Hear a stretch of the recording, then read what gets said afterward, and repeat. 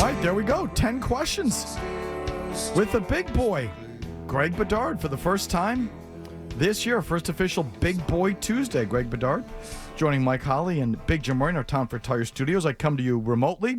Mike and Big Jim get to play along if you want to. And let's go, Jimmy. You want to stay on time? What are our buzzer options this week? Ragdoll them. Very good. Like it in stereo. If you want to win the deal, then go ahead and win the deal. If you want to win some football games, then go make a deal. Nice job, Beetle. Next. I don't want to sit there and be like,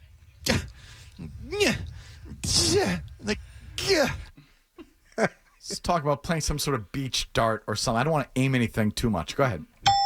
and I could try and figure it all out, or I could just sit there and say, just go ahead, bone me. When in doubt, just go ahead. Last one. Mike's way smarter than me. Well said, Greg. Could not have put it better. Not you. Could not have put it better myself. Hit it. Who's to say who you're talking about here, Greg? Mike's way smarter than me. Number 10, if you're the Cleveland Browns, Greg, we'll start with you. Who would be your starting quarterback in Week 1, and are you a believer in Shedeur Sanders after his performance over the weekend? I would start Flacco, but I'm getting Shedeur ready. I am a believer in him, but he still has a lot to learn. It's like sort of like a Drake May type situation, but I do like him. I was impressed by his poise the other day. Mike? Yeah, you got to go with him. Go with Shedeur, but it's funny you mentioned Drake May because he does. He holds the ball forever, too. Yes. Shedeur does. And, he does this thing where he runs. He starts running backwards. I guarantee you, like 5 or 6 times this year, he's going to take like a 22 or like 30-yard sack. It's going to be third and 40 because he just does. He just retreats and retreats and retreats and holds onto the ball. I, too, am starting Shedeur Sanders because either way I look at this as a win-win. He's the most buzzworthy quarterback from this year's draft class. Looked pretty good in that first preseason game. I was mostly impressed. And if he turns out to be the real deal, boom, you got a quarterback. And if he sucks, well, you still get people to watch because of him, and you end up with a top pick and another new quarterback you can hate next year. Win-win. Next. And I could try and figure it all out, or I could just sit there and say, just go ahead, bone me. Number 9, how do you feel about Dallas's love affair with Joe Milton? Is it still a love affair after this past? I just saw some highlights of him like throwing the ball all over the place, threw an interception into double coverage, missed a wide open guy. I don't know if they still love him. That they went crazy about his arm strength and doing X, Y, and Z. Not surprising. Everybody does it, but you'll ultimately be let down by him. Yeah, that's what he does. That's exactly what he does. And Jerry Jones was excited. Let's be honest. Jones was excited because he's cheap. They want him to be their backup quarterback. They don't want to spend a lot of money, and so they got a cheap deal with Joe Milton. Jones was excited because he was on Viagra. It went poof over the weekend. If you didn't see it, Mike, he can't hit the broadside of a barn, so it's over. I think they gave up over the weekend. It did. His performance leveled off, but some comments from Jerry Jones came out about he's static, he has to pinch himself, all that. So we'll see how he is the number 2 guy there in Dallas. We could be seeing him, and I'm rooting for it just for selfish purposes. Next. Ragdoll them. Who's the first coach fired this year, Greg? I think it will be Mike McDaniel. I think that is going to be a disaster, and it could turn into a situation with like Tyreek and other people. Like a guy getting fired during the season happens when there's a revolt or the players stop playing. I think the best chance of players stopping playing is in Miami.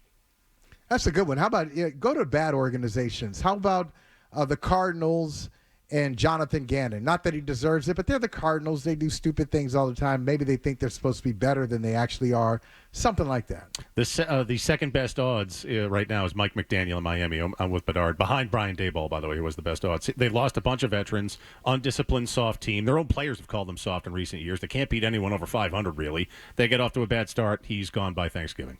Next. If you want to win the deal, then go ahead and win the deal. If you want to win some football games, then go make a deal. Who should replace the guy you just fired? So selfishly, I'm going to say Nick Saban. Back to correct the one blemish on his resume. If McDaniel gets fired during the season, it means they are going down. They will have the first or second pick. He will have a path to a quarterback other than Tua. And he won at Alabama with Tua. He could have him for a year or two. I want Saban back in Miami to finish his career right. What's the buyout arrangement in North Carolina and Bill Belichick? I'm just kidding. Just kidding.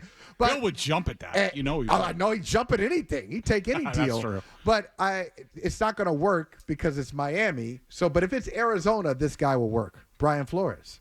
I'm going to see him later this week. I think Flores would be.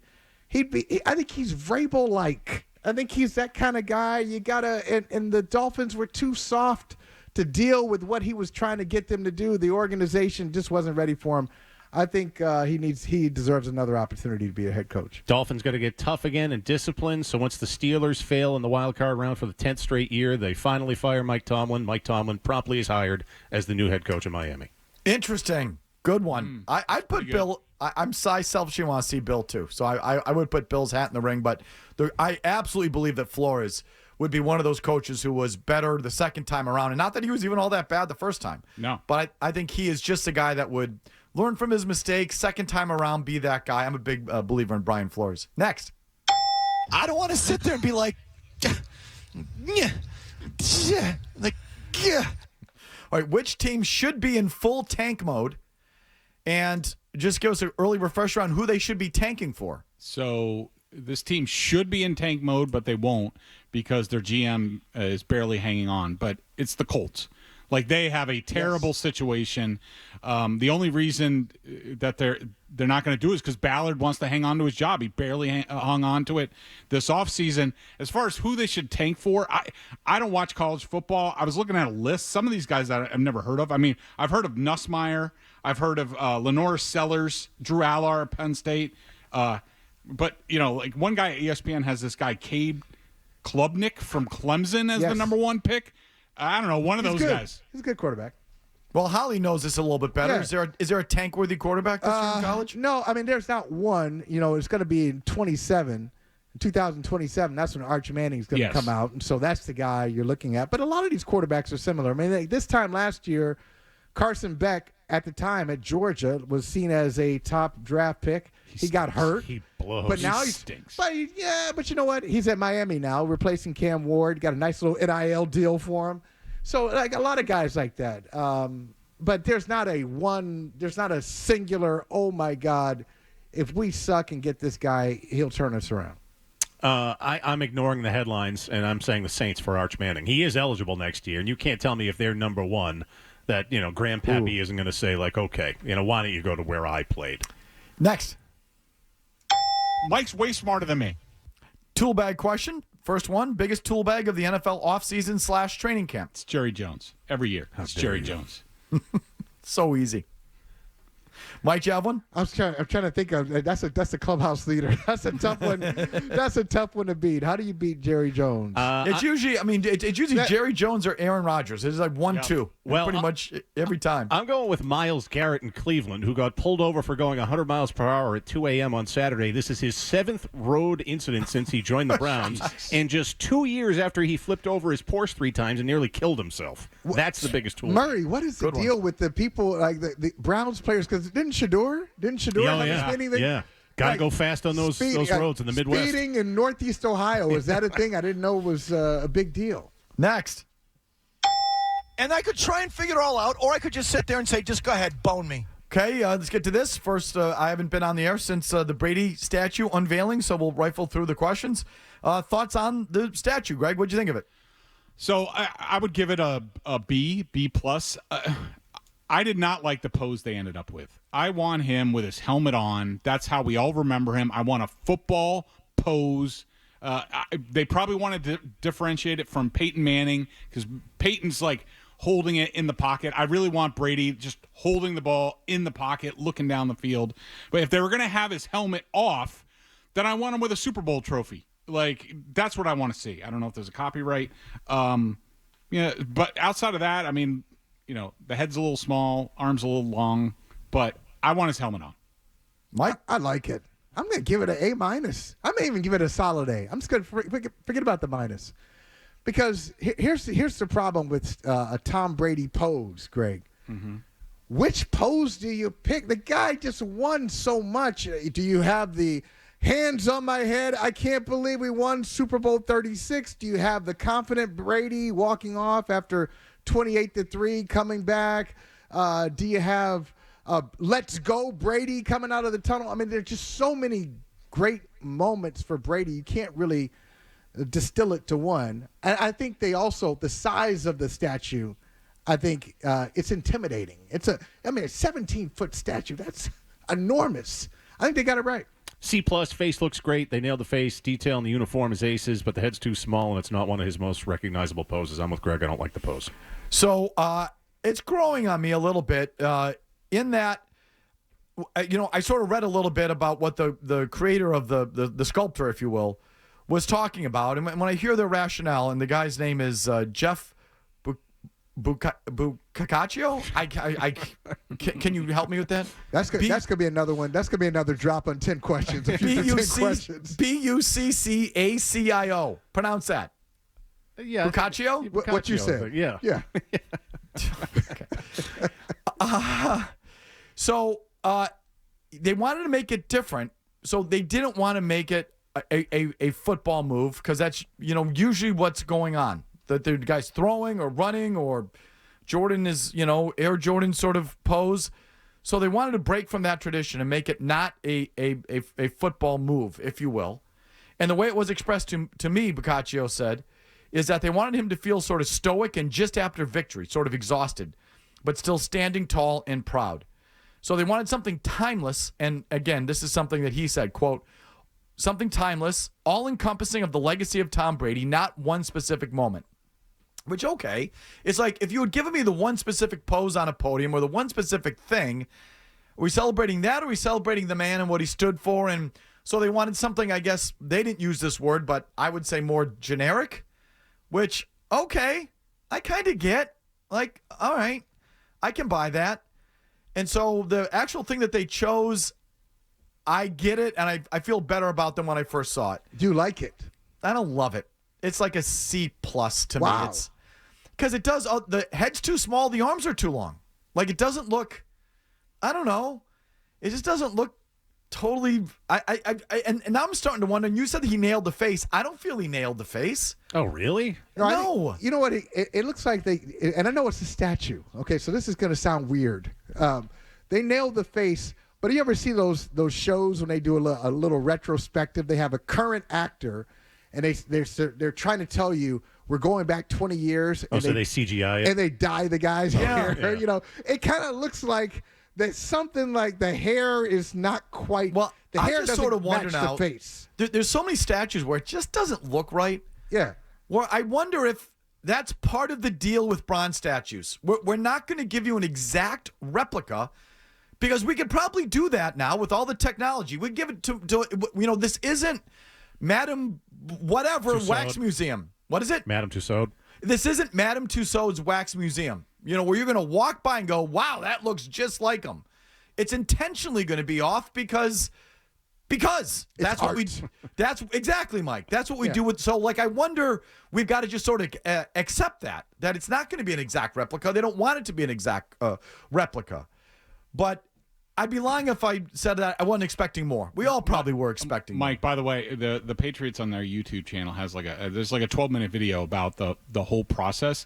They did use 3D printing to well, then their basically 3D get the printer thing sucks. to get it rolling. If you want to look, I like the Joe Montana statue. Like, look at a picture of that. Like, I like that one. Okay. I wanted something like that with Brady. I'm going to look it up. I'm late like I've been all day. I'm sorry. We'll do the update, come back quickly, finish up the last 4 questions, 3 questions for 10 questions, and take your calls. I promise. Don't go anywhere. We're on number 3. Jimmy, go ahead. Hit it. And I could try and figure it all out, or I could just sit there and say, just go ahead, bone me. Number 3, will Bill Belichick, Greg Bedard, ever get a statue? What will it look like, and where will it be? Yes, he will absolutely get one. Here? At Foxborough? Mm-hmm. Yep. Okay. He will be on Tom Brady's left, his statue. It'll be on his left. And it will be, he's going to be on the sideline. He's going to have a headset on, a typical Belichick, maybe arms crossed, cut off sleeves, like all that stuff. Yes, he will have one. Definitely have one in Foxborough. Pencil in the ear, cut off sweatshirt, kind of like a grimace No smile. Can't be smiling. Yeah, it's got to. They'll do it. They have to do it. In Foxborough, not as long as the Crafts are alive. The relationship's too icy. I don't see it thawing. So what I'd like to see commissioned is have one put outside that Airbnb in Winthrop and have it look just like that shirtless walk of shame we've all seen, disheveled, confused, boobs out. Who wouldn't go see that and take a selfie with it? I'm with Jim on the first part. It's no guarantee. You think Robert Kraft's anywhere close? No. To commissioning a statue for Bill Belichick? And now let me ask you the next question. Do you think Jonathan Kraft will ever be anywhere? You do? Yes, because I thought it would be a cold day in hell before Bill Parcells got into the Patriots Hall of Fame. You know how nasty that was. And Jonathan had a lot to do with that too. Jonathan and Parcells never really clicked. And we know Robert and Parcells. I'm shocked that Bill Parcells is going into the Patriots Hall of Fame, which he should have a long time ago, but that happened. So, yeah, I think in time it'll be you fine. have how do you can't even explain away a coach who your all-time wins leader, iconic coach, and you don't have anything to honor him in Foxborough. That'd be tough. I think someone's going to have to die for that statue to go up. But maybe Bill, so they have to face him. They can do it, do it without him. I could see it, but it's going to be a bit. Next. Mike's way smarter than me.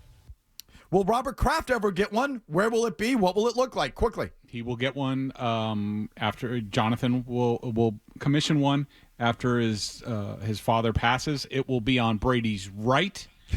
Closer to the stadium, closer to the lighthouse. On the right so hand.